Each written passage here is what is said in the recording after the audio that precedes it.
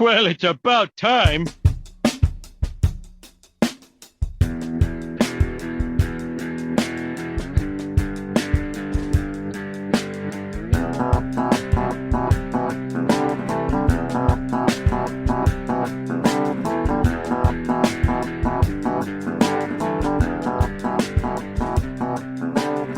Well, we're finally into double digits. Greetings, everybody. Repete here from Memphis, Tennessee today with my co-host. Fig, I'm in Denver. There you are, Fig. Awesome. Yeah. For the whole month.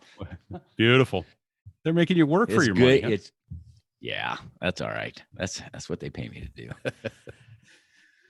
Cheap son of a guns, man. Well. Hey, we're on double digits. Diez. We are number 10. A lot of podcasts don't make it that far, but we've got a long way to go. We really do. We're just getting warmed up, man. Yeah, absolutely. Although it was tough finding guests this week because our schedules and everything. A lot of people else are busy. Yeah, well, all my go-to list. I'm hurt. Well, they were flying. Everybody's flying. I don't get it. Summertime, people want to fly. These guys are all out flying people around. It's hard. It's hard. Right? Exactly. Well, hey, one of the things we have to do this week's show. So this is not only the intro, but it's the show itself. I don't know what the title of this show is going to be. It may be, Fig Dogs Are Up or something. I don't know. We'll figure that out. When I post it on the actual website, we'll know for sure. But it'll be something along those lines. But what I was getting ready to say is I'm getting sick of doing this. You may remember last week we dedicated the show to Captain Jimmy Sins, U.S. Navy retired. This week we're going to dedicate it to Colonel Mitch Triplett. He was our first gun squadron CO when we checked into VMA 223 back in the early 90s. A friend, a professional aviator, a Marine that you always looked up to. And I think it was Luke that said, you respected the man, you feared the man, but you could also be friends with the man. He was an amazing mentor and friend and aviator and everything. We lost Trip about a week ago today. So I will dedicate this show to his memory. He was a wonderful Marine and a good mentor. Fig, I know you've got a story or two about flying with him. He was everything. Oh my gosh. He was everything I thought a Marine Corps attack squadron commanding officer would be, and then some. Right. Yeah. Vietnam. He was a Vietnam veteran. Right. As an enlisted kid. And then, exactly. And then I came back from Vietnam, went to college, and got a Marine Corps commission, and you know the rest of the story. Yeah, went and flew Cobras, flew attack helicopters, then A4s, then Harriers. He's retired as was he the group commander at one point? He was the MAG 14 CO, Marine Air Group 14 CO, when he retired. Yeah, and I want to say 2000 time frame. That's awesome. Maybe 01. Yeah. Last time I saw Trip was at, he had already retired. He was at Slats change of command. Slats was giving up the one of the support groups at Cherry Point. So that's another guy we need to get on here. Absolutely. Slats has a story or two. Yeah. Well, as we all do, but he's a good storyteller. He is good storyteller. I was lucky enough to go on a cross country or two with Trip. He had family back in the Kansas City area, and of course, so did I. So he and I went there on a cross country, which was just fantastic. He was like, your dad or your uncle or somebody like that, right? Just very wise. He didn't, you feared him, but at the same time, you loved being around him. Right. I mean, at least I did. Sure. And you didn't want to get on his bad side. No, definitely not. But you never had to worry whether you were on his bad side or not. You knew. Oh, he'd tell you right now, right? Yeah. Tell me again, because I think you the day you checked in the squadron. Inadvertently. So I finished training as a new inadvertent check-in. That's right. Inadvertent check-in. That's right. I was going next door to VMA 223, which was literally right next door. Yeah, a hangar 100 yards away. Yeah. So I'm on my way out the door on a Friday afternoon, and I just go to drop off my OQR, my officer qualification record, possibly my logbooks, all the admin crap you need with you when you go into a new squadron. So I'm just going to poke my head in, drop the admin stuff off and come back on Monday morning in my class Alpha uniform. And I ran into, I'm pretty sure it was Greyhound, was in the ready room, and ran into him and talked to him. And he's like, yeah, Tripp's in his office. Just say hello. And I'm like, I'm not in uniform. So he goes, oh, don't worry about it. Just say hello. Tell him you're here and go, okay. So I dropped my stuff off in the S1, the admin shop, and Tripp's office was right across the passageway from that. So I wandered over there, and he was sitting in his office at his desk by himself. So I rapped on the hatch and introduced myself. Just wanted to say good afternoon, sir. I'm new, checking into the squadron, and oh, come on in, sit down. And we had a long chat, which included the statement to the effect he was going to put me in the S4, which is the logistics department, and I was the new logistics officer for the squadron. Because, as he put it so eloquently, I'd rather have a sister in a brothel than be the S4. He says, but I don't have a sister and I don't have an S4, so you're it. Gee, thank you, sir. And then That's awesome. Yeah. And you could tell it pained him to bring it up as I'm getting ready to leave the office. He goes, he's sitting back and he's kind of uncomfortable actually even saying anything to me. And he's, Repete, I just got to say, the Marine Corps I joined, one checks into a new squadron or a new battalion or any new unit in their alphas. And I'm like, sir, I was just saying hi. I wasn't checking in. Yeah, I wasn't checking in. This is me not checking in. And he's like, yeah, don't worry about it. Don't come back in alphas on Monday morning. I don't need to see him. But, I'm like, no, sir, I realize it. I had every intention of doing so. He felt bad saying something, but by the same token, Greyhound set you up. He did. Here, take this between the headlights, Repete. I know he said not to, but did you show up in alphas? I did not. I don't think. I probably showed up in a bag, man. Let's go fly. I totally see that. I totally see him like, I don't want to say this, but I'm gonna say it. Yeah, I've got to correct this, right? Yeah. And I'm a captain, awesome. so he at this point in time already. So he knows I should know better. Yeah, you should. He wants to know better. Yeah. And I should have known better that what I had was a setup. I don't recall meeting him the first time, and I'm sure I was nervous as hell. But I do remember something very vividly. I remember the first time I flew with him doing a 1v1 air-to-air training mission. Just he and I, we were out over the water in the area off the coast there, and we did a neutral setup. So each of us were coming head on at each other, and as the rules of engagement said, you called your pass left to left or right to right, so you didn't want to cross each other's nose at that high rate of speed. That could be bad. Yes. And you were always supposed to have a 500-foot training bubble around your airplane, so you didn't get closer than 500 feet. I guess some people could say, well, each aircraft has a 500-foot bubble, so you're not supposed to be within 1,000 feet, which that never happened. Well, the farther apart you were when you passed equaled turning rooms. So you didn't want to give your opponent any extra turning room. So you wanted to be right on the 500-foot bubble. Well, apparently my 500-foot bubble was really a lot less than 500 feet. And it made him uncomfortable to the point where when we were debriefing, he says, yeah, about that 500-foot bubble, I think yours is a little small. You need to widen that bubble out a little bit. You understand what I'm saying? Yes, sir, I do. Absolutely. But did you win? I did. No. Oh, there you actually, I thought, because I had been doing a lot of air-to-air training with Otto, right, who was one of our guests already. And, Otto was pretty darn good instructor. And I thought I was all that in a bag of chips, and I was going to show the old man. how, how his lieutenants can fly. And, he pretty much handed my ass to me. So that was a humbling day. That's for more than one reason. That's awesome. Well, there you go. Right. And in those days, I mean, he never played this game though. But I'm sure you saw this, right? I mean, there was the tax range we used to go to and out in Yuma and Fallon and that sort of thing. And that was nice. That was expensive equipment.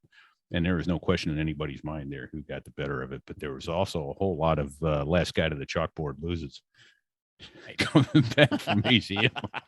I had you here in my sights, and and you were dead after that, so you couldn't shoot me. Right. It's like two Well, little let's look at the kids. tape. Oh, the funny thing is the tape didn't work. Right.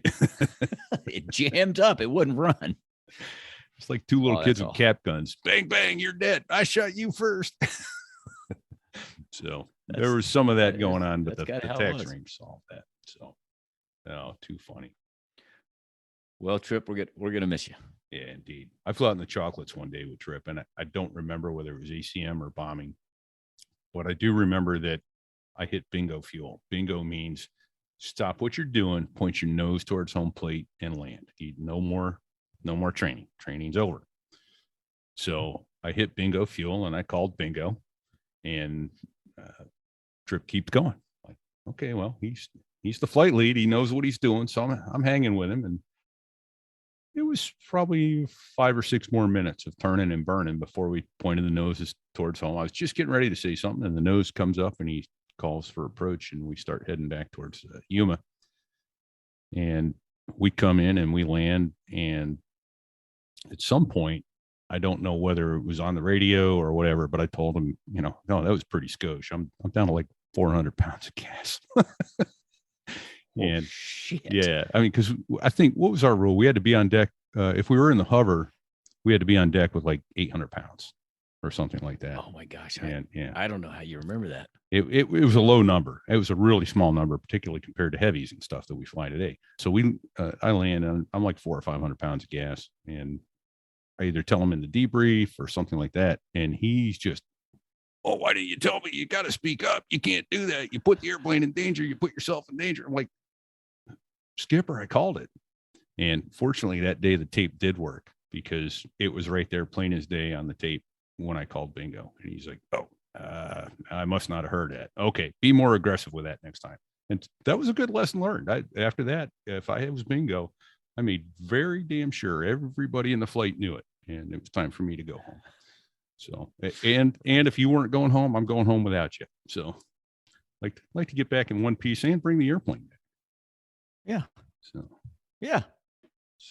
Well, that's anyway. that triggered a memory. Also, this took place in Yuma. Scooter Evans. Was I was flying with him. We were in a 2-seat OA4 Mike. This was before I started the Harrier Rag. We were out there for a 30-day. We were supporting some kind of little exercise, and we were in the chocolates, the restricted area just north of Yuma, doing close air support. He was the FAC, the airborne FAC, fast FAC. Okay. And I'm just flying the plane, going where he tells me to go. We had 2 rocket packs, 1 under each wing, and 2 drop tanks with 2,000 pounds of fuel in each tank. And in the A4, if you remember, to read the entire amount of fuel, you had to push a button, because it had 1 fuel gauge and it only showed the internal fuel. It was like right. 4,400 pounds. Right. When you push the button, it would read the fuel in the external tanks. So the procedure was, when you saw the fuel gauge come off the peg, meaning you had less than 4,400 pounds internal, you would push the button and expect to see 0 in the external tanks. So we're working a flight of 2 F-18s and a flight of 2 A-6s, and we're staying down low, so we're burning a lot of gas. We're zorching around, and I see the fuel gauge come off the peg, so I checked the button, and it stopped at 2,000 pounds, and I went, oh, you don't see that every day. We got a drop tank, a 2,000 pound drop tank that's not transferring, obviously. Yeah. And so I'm trying to get Scooter's attention, talk to him, and he's busy because he's talking to 2 different flights, and he's talking to a FAC on the ground. And he's like, not now. And I'm like, hey, Scooter, I think we got it. Not now, damn it. Well, also, whilst we were out there shooting rockets, I guess we were shooting, 2 rockets at a time, 1 from each pack, supposedly. Right. Well, a lot of times we were only getting 1 rocket to fire. And this is going to come back in a minute. This is going to come full circle, and you'll get the picture. So finally, I get Scooters. I think, let's say the bingo was like 2,000 pounds from where we were. We're down to like 1,800 pounds. And I'm like, Scooter, Scooter, we got a problem. He goes, wait, what are you talking about? I go, we got a drop tank that's not transferring. We're at bingo. And he goes, why didn't you say something? And I said, I've been trying to say something. So we're climbing up high to make it back to Yuma. And so we're going through this thing. And sure enough, drop tank's not transferring, didn't transfer. And then come to find out, yeah, we never shot one rocket off that rocket pack that was on the same side. Oh. And so we had been trimming and noticed that now, the stick was way displaced. And so a quick check of the checklist, we're like, I think we're at asymmetrical landing limits. So called back to the base and had one of the guys get the big NATOPS menu out and says, oh, yeah, you guys are way out of asymmetrical landing limits. Because, the A4 had kind of stubby wings. And the main gear, I know this, the main gear was 9 feet apart. Oh, yeah. Yeah. Stubby. Yeah. Short, close together. Yeah. Right. That was one of the nuke bombers. It was meant to go, but never really needed to come back. Thank goodness. So they said, okay, go out to the pre-planned jettison area and just punch off that rocket pack, which was 500 pounds, and you'll be back in asymmetrical landing limits. So, okay. So and that area was also in a restricted area. It was east of Yuma. I think it was 2301. East of Yuma, down by the Mexican border. So, and this is, by the way, August. It's about 2:00 in the afternoon. So it's starting to get warm. Yeah, it's a little warm there, if you can imagine. So we go out there, we set all the switches up properly to jettison that rocket pack off. And the A4, it didn't have a button. It had a T handle that you would pull to jettison. Right. So we set the switches to jettison that rocket pack off that station, pulled the handle, nothing happened. So we're like, okay, the rocket pack didn't come off. They said, okay, set it up, drop the drop tank. And, that's 2,000 pounds. You'll be way good. So we reset all the switches, pulled the handle, nothing. Drop tank didn't come off either. Now we're down to like 900 pounds showing on the fuel gauge. And by the way, I think that, if I remember right, that was a plus or minus 300 or 400 pound gauge. Accuracy was not its. Yeah. So they said, okay, well, we're going to go ahead and launch the SAR helo. You guys go ahead and jump out of that airplane out there in the pre-planned jettison/ejection area. I'm thinking, can't you launch a tanker? Right? Well, I'm thinking, this is not good. I mean, there's not, ejection's great if, you're on fire or, you're out of control, but jumping out of a perfectly flyable airplane, there's a lot of things that can not go well in an ejection. And now I'm starting to think about all that. Like, okay, shit, plus I'm looking down at the desert, it's 150 degrees. So we cleaned up the cockpit, took our knee boards off, took everything, shoved it under the ejection seat. We had this. Okay, so he says, you hold the stick, I'll pull the handle. We'll count to 3, 1, 2, 3. Stay in a good position, stay tucked in, and we'll go. And I'm looking at the ground, and I'm thinking, this is just so bad. And without saying anything to Scooter, I thought, what the hell? What's going to hurt? I reached up and grabbed that T handle one more time and pulled it, and that thing rolled so fast that, of course, it did anyway, But when you go full throw, there's no way to keep from banging your helmets off the canopy. So we banged both our helmets off the canopy, rolled one time, stopped, looked over, the drop tank was gone. Nice. And I said, Scooter, the drop tank's gone. And we watched it hit the ground and burst open, and we're like, holy shit. So full power, stood the airplane on its tail, climbing straight towards Yuma, telling everybody to get the hell out of our way. And the short of the story is we made it. Taxied into the ramp. We, of course, had a cast of thousands waiting for us when we got in there. And before we got out of the jet, got back on the ground there, our plane captain was already taking off panels underneath that wing. And they said, hey, come here and check this out. So there was a wire bundle that was had a connection. The connection had a knurled screw that held the two together. Right. Well, it had backed off. And that wire bundle had, I don't know, maybe a tin Canon plug connection, and it was half undone. And I guess that last time I pulled it, there was just enough of a connection that Stratron ran across there and fired the squib and punched that tank off. Otherwise, we would have given back a jet that day to the taxpayers. Brutal. Yeah. There you go. Not that A4s were that expensive, but they were fun to fly, though. They were fun to fly. Great fun airplanes. But yeah, no kidding. And that out in the chocolates, yeah, that was fun flying out there. I always thought of it as, we went out there quite a bit and we dropped heavy weapons, napalm, rockeye, stuff like that. And the guys that lived out there and worked out there never seemed to use the heavy weapons range nearly as often or as much as we did. I think it's like, I was likened it to living in New York City and they were going to the Empire State Building or the Statue of Liberty, because it's always there. Yeah. So, go see the statue? No, it's there anytime I want to go. So, but I think we wound up using the human ranges more than the guys that actually lived there and worked there. So, yeah, well, it seems like we went every 6 months, right? Yeah. To get, because we really didn't have a place on the East Coast to drive to drop live ordnance. No, there were very few and far between. Although I did try to do it at Quantico for TBS one time. I went up there with Greyhound to drop some 500 pounders, and I got hung ordnance there, and we had to go in. They won't let you land at Quantico with hung ordnance. We had to bingo over to Pax River to land with live ordnance. But I have a great story. Go, you just triggered a memory. There you go. Same mission.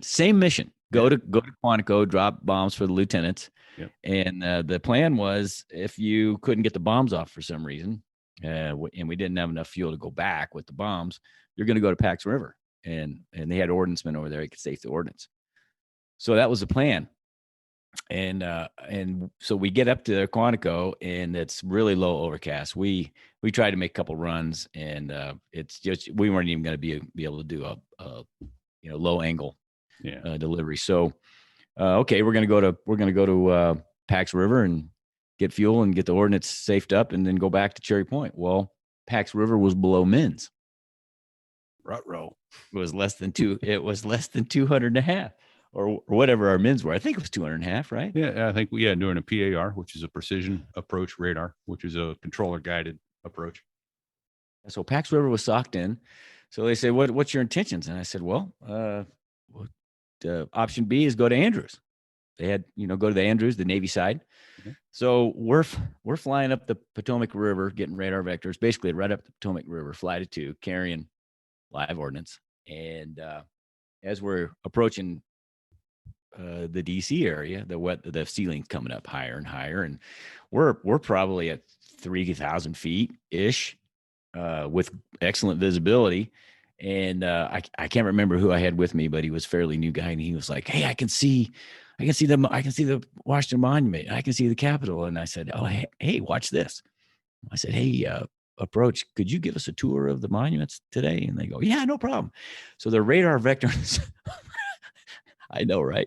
I'm slapping my forehead on the video, folks. The radar vectorness around downtown the Washington, D.C. area. And we're having a little sightseeing tour at the same time. The both of us are carrying massive amounts of live ordnance. Well, okay, but the best part of the story is we land over at Andrews, and we taxi the Navy side, and they said, they started querying us, why you coming here? And I said, well, we're diverting here. We couldn't get into Pax River. We got live ordnance, and we need to get it safed. Well,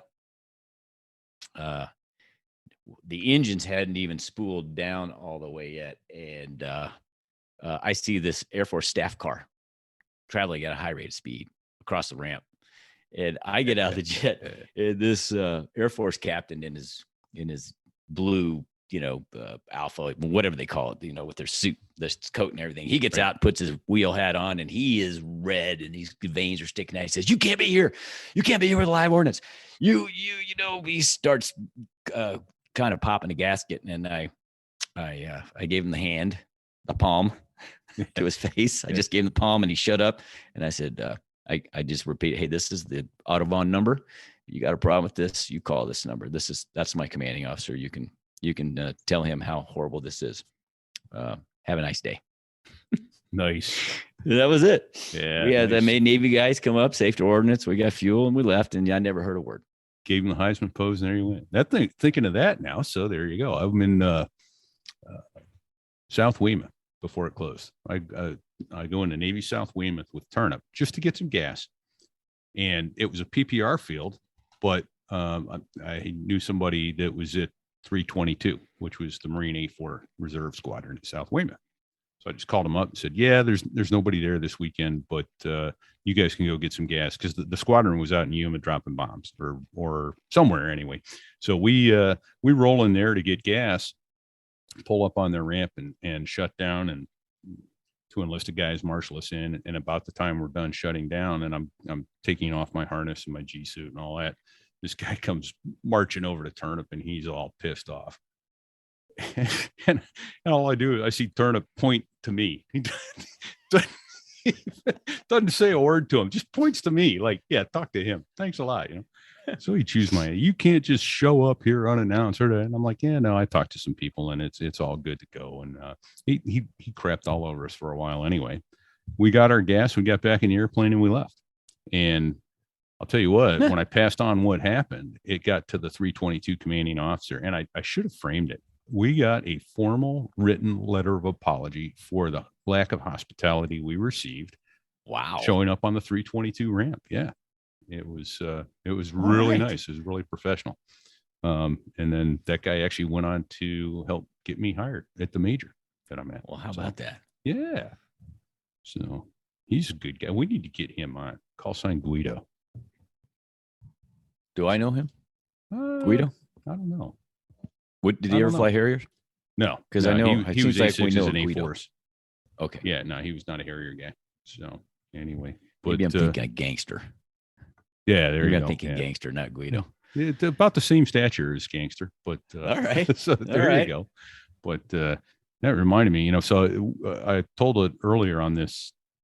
I think I told it on the show about how I'm coming in one night to Boston in a heavy, and they're talking to American Eagle in front of us. And it's like, yeah, I need you down fast. Yeah. And the reply eventually was, I'm coming out of the sky like a dock in a bonanza. I can't give you any more. But great. So, yes, that reminds me of funny radio stuff that I've heard. One I wanted to share with people was I'm coming out of Indianapolis one day, going down to Memphis. So it's not a very long flight, but I'm talking to Indy Center. And Indianapolis center controller hands me off to the next sector. And he says, when you get over there, say hello to Thumper for me, will you? Like, will do. So next sector frequency, I dial it up. And let me back up for just a second and describe the way the centers in this country are laid out. There's about 9 or 10 different centers. There's LA Center, Albuquerque Center, Fort Worth Center, Minneapolis, Denver. All these cities, have centers. Not every city in the country, but there's about 10. But the way each center is laid out is the different sectors are in like branches off of a hallway. As you go down that hallway, there's radar rooms that they go into, and so these guys they can shout to each other. They can throw stuff over the dividers at each other if they want to. So they're in very close proximity, but generally speaking, they can't see and speak to each other unless they're actually picking up the phone or talking on their intercom, that sort of thing. So that being said, he goes, say hello to Thumper for me. I check in on the next frequency, flight 325, flight level 320, flight level 320, Roger, Indy Center, Roger. I go, Thumper, is that you? He comes back. He goes, yeah, haha, very funny. Says nothing else. I said, well, I have to ask. He goes, all right, well, yesterday, the guy on the previous sector frequency and I were walking down the passageway in opposite directions, and half of it was taped off because the custodian was mopping it, and so we could only use one half. Well, we both had our heads down in the clipboard, and we smacked right into each other. He says, I wound up on the floor, and I got some stitches over my eye. I just don't say anything for a second. I'm just kind of sitting there thinking, and I come up on the radio and go, and you're keeping airplanes apart? He goes, not to worry, I'm using my good eye today. A few seconds after that, Delta comes on, Delta 417 checking in, flight level 310, a little scared. A little concerned. Yeah. So, oh man, that's awesome. Well, okay, so you triggered a memory. When we were deployed to Iwakuni on that Westpac deployment, I was out flying a low level flight of 4 we were coming off the low level, and then we were going to climb up high to get somewhere. Usually we had to, was a high, low, high profile, and you had to climb up high to save gas and get somewhere. So I was the division lead, but I had another guy that was actually leading because he was in training to be a division lead. And so we're come off the low level, we're going really fast. So we stood the airplanes on the tail, and we're climbing, and in the process of climbing, contacted some Japanese controller and got a IFR instrument flight rules climb up to, like, say 24,000 feet. And I noticed as we're passing about 20,000 feet, we were climbing still at a very high rate of speed, nose pointed way up high. I'm flying formation on him, and I'm trying to keep track of where the other two are. And then I'm looking at the HUD, and we're really climbing fast. And I figured there was no way we were going to level at 24,000. So on the back radio, the number 2 radio that we used to talk internally amongst the flight, I said to our guy, I think it was Hammer. I said, "Hey, Hammer, choke the parrot," which is code for shut the mode C off, which was the altitude reporting part of the transponder. And so we did. We went blowing through 24,000 feet like nothing, and ballooned a couple thousand feet up, and we're starting back down. And this Japanese controller comes on and says, "Dog 19, I see you." I'm like, well, shit. Well, maybe he thought choke the parrot meant something else. I don't know. Oh man, that's awesome. Yeah. That's awesome. The thinking of the squawk, the mode squawk, and all that. I actually worked with a guy who was a retired Boston Center supervisor, and then came to work with us at the majors. And we had something come up one day, and I was talking to him. Actually, I was trying to get him to work in the Union Safety Office because we were trying to put ASAP in, and that was like the number one thing, right? It was altitude violations, altitude busts. Easy. So we wanted him to be our interface with the FAA for altitude busts. But that's when he told me, so any pilots listening to the show, he told me this piece of advice. He goes, if you ever get questioned on your altitude, report the altitude you're supposed to be at, and then fix it. Because if they're showing you're at 32, 300, and you're supposed to be at 32 even, he goes, if you report 32 even, they can't write you a ticket based on what their equipment says. They have to believe what you report. He goes, so report where you're supposed to be at and fix it, and leave it. Leave it at that. Don't say nothing. Like, well, okay, discretion, the better part of valor. Yes. So, yes. Yeah.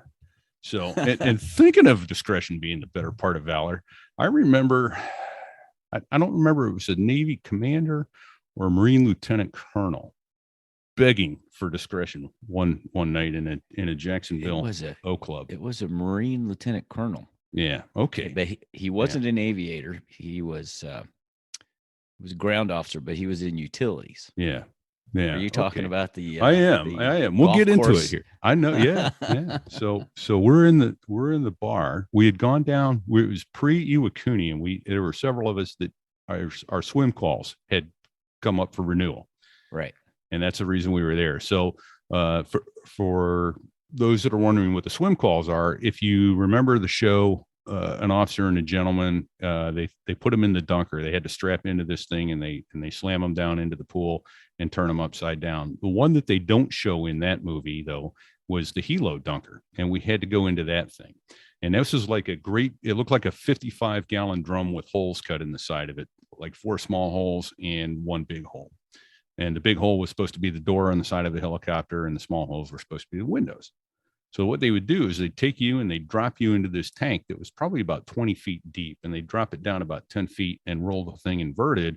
And then you had to unstrap from your seat, and you had to do it 4 times, as I recall. The first time, just unstrap and go out the nearest window. The second time, you had to unstrap, and everybody had to go out the door. And then they said, oh, that was too easy. Now you go down the third time and you're wearing blinders, so you can't see anything. And so the third time you have to go out the window next to you. And then the fourth time, it's like, well, it's still too easy. Everybody has to go out the door with the blinders on. So you're underwater 10 feet, you're blindfolded, and you have to get out the door and hope that steel-toed boots don't kick you in the nose. And you're upside down, by the way. Oh, yeah. You're upside down. Yeah. Holding your breath. I used Getting to kicked in the face by your buddies. Yep. I used to count to about 30, because I always drew the short straw and was the furthest guy away from the door. So I'd sit there and count to about 30 before I tried to get out that door. But so we all had to do that. You had to do it every 4 years to maintain your ejection seat / swim qualification in the airplane. So we're down there for that, and we're over at the Yo Club, and we're sitting around. It was the golf course. It was the golf course club. Yeah, golf course bar, because that's the only thing was open. It was a Sunday. That's right. Yeah, we flew down there on Sunday, and when the training was Monday morning. Right. So we're hooting and hollering and having a good time. There's no party. Well, we'll make our own damn party. What do you think of that? And some, I don't know, probably 6 or 7 of us. And there were six of us. Okay. So it was a gaggle. Yeah, it was a gaggle of Marines. So this, I think she was a Navy lieutenant. Anyway, there's a female in the bar, and she decides, all right, I'm going to have some fun with these Marines. And she sends us over like a round of pink ladies. Well, hold on. You're missing some key. You're missing some key. So we were minding our own business. So there was maybe 2 tables worth of golfers that were sitting in there, having a cold one, telling lies.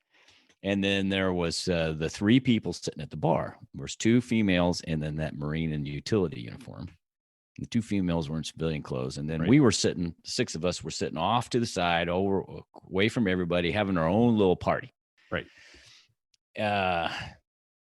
So there was a blonde that was sitting there. She got up and walks over, and she starts talking to us. And she had a really annoying, nasally, high-pitched, mousy voice. Yeah. Right. And some antagonism going on. Yeah. And so we were all, of course, wearing our flight suits because we just got out of the jets. Yeah. Threw our bag in the BOQ and walked across the street to the club, the golf course before it closed, because we wanted to get food and beer.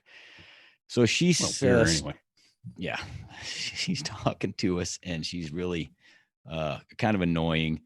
And finally, she looks at one of our name tags and sees this, we were all captains, I think. And she says, oh, well, you're a captain, and you're a captain, and you're a captain. And she says, well, I'm an Army captain. And I don't remember exactly what I said, but I said something that offended her. And I really did mean to offend her, because I wanted her to go away. So that's what started it. She went back over in a huff to the bar, and I could see her chewing the ear on the Marine colonel over there.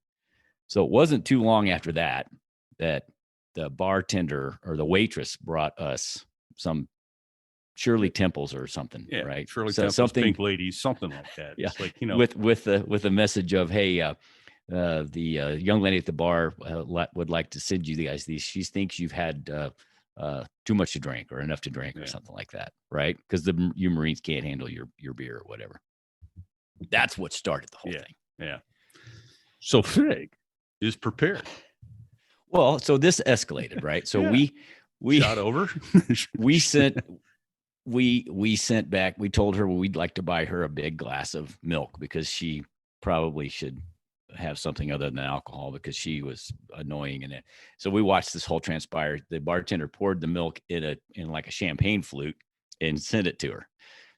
And she sent daggers at us from across the bar. We were like, oh boy. Well, this goes on and it escalates. It goes back and forth. Well, our food had showed up.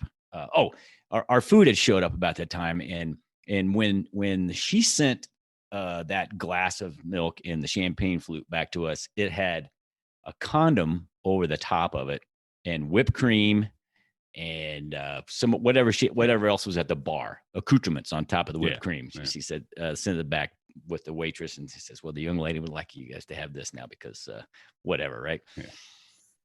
Well, I took the condom, I took that champagne flute and dumped everything into the condom and tied the condom off like a water balloon and laid it. I think I had a brat. I took the brat off the bun, put the condom full of milk on the bun, and then dressed it up with relish and everything else, and sent it back on a paper plate to her, saying, well, this is for you now. And it comes back with everything at the bar, limes and lemons and cherries and all kinds of shit on top.